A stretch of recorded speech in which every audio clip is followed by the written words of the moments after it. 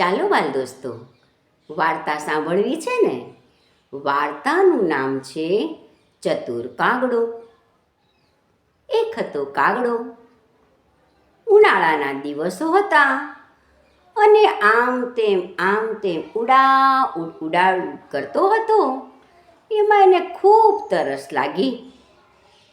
એનો કંઠ સુકાવા લાગ્યો એટલે એ આમ તેમ ઉડતો પાણીની શોધમાં નીકળી પડ્યો.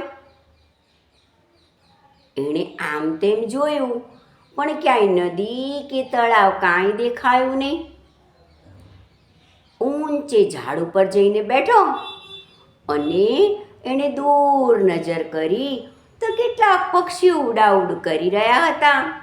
એને થયું, હા, અહીં ચોક્કસ પાણી હોવું જોઈએ. એ તો ઉડતો ત્યાં ગયો અને નીચે નજર કરી તો એક કોઠી હતી. એ તો ખુશ થઈ ગયો. એને થયું, હાશ, મહેનતનું ફળ મળ્યું ખરું. એ તો ઉડીને કોઠી ઉપર જઈને બેઠો.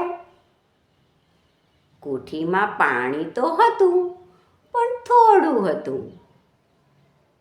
કાગડાભાઈએ તો આમ તેમ પ્રયત્ન કરી ડોક હલાવી નીચે નાખી પણ ચાંચ સુધી પાણી પહોંચ્યું નહીં એટલે પાણી ના પી શક્યા. એમને થયું, કંઈક તો યુક્તિ કરવી પડશે, હિંમત થોડી હારી જવાય.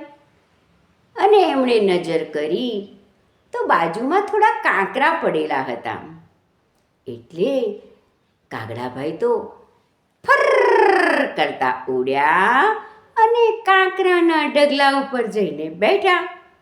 એમણે એક કાંકરો ચાંચમાં લીધો અને ઉડીને પાછા કોઠીમાં નાખ્યો. વળી પાછા ફર કરતા ઉડ્યા, ચાંચમાં કાંકરો લીધો ને કોઠીના પાણીમાં નાખ્યો. આમ કરતા ઘણા બધા કાંકરા નાખ્યા એટલે ધીમે રહીને પાણી ઉપર આવ્યું. એટલે કાગડાભાઈની ચાંચ પહોંચી ગઈ અને એમણે ધરાઈને પાણી પીધું ને એમને સંતોષ થયો. એમની ચતુરાઈ કામ આવી ગઈ. પછી તો કાગડાભાઈએ ધરાઈને પાણી પીધું અને કા કરતા ઉડી ગયા. જોયું ને, મહેનતનું ફળ કેટલું મીઠું લાગે છે.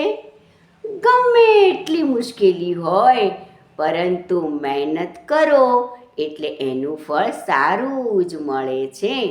ખરું ને બાળ દોસ્તો?